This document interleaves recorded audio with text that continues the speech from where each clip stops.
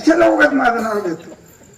तू तुझा दादा बघा ना काय घ्यायची, प्रेस घ्या, व्हिडिओ घ्या, कॅबरे डान्स घ्या, लावणी घ्या, काय घ्यायचं ते घ्या, आम्हाला नको.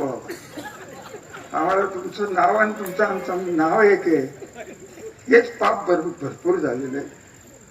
आमचा ब्रँड सत्यानाश केला. 27 पिढ्याचा नाही निंबाळकर, 27 आहे. 27 पिढ्याची आबरू घालवली एका किती पिढी माणसं. काय त्याला अर्थ?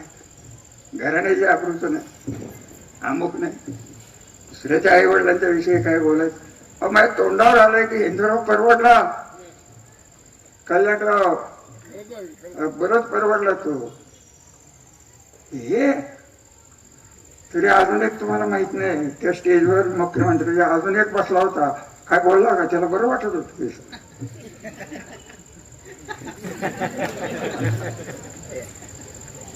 चिंचकरला विचारा की काय चाललं, माहिती आहे का? चिंचकर माहिती आहे का? हो, आपल्याला माहिती असते.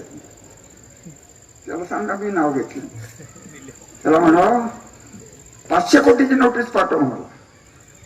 50 कोटीची नोटीस कोणाला पाठवते? ते अंधारे मॅडम. माझी तिची ना ओळख, माझा तिचा नसा म्हणून ती उभा ठा. मी कुठल्या पक्षाचे मलाच माहित नाही.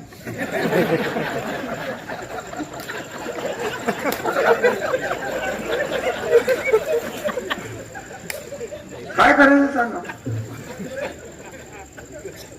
त्या येतील, उद्या बोलतील, लगेच 6 तारीख संध्याकाळी 6ला रामराजे याच्या मागे आहे. आताच सांगतो मी.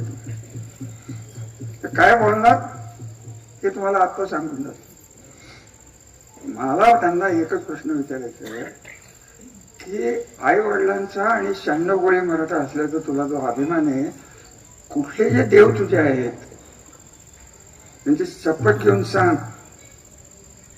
कर्णिक नावाच्या ऍडिशनल कमिशनरकडे जाऊन रामराजांना अडकवा हा प्रयत्न तू केला की नाही, एवढं तुम्ही सांगा. तू कर्णिक माझ्या मित्राचा जावई, त्याने मला फोन केला, नाव घेऊन बोलतो की असं असं चाललंय, तुम्ही बघा. संजय बाबांना आधीच कळलं होतं, बरोबर आहे.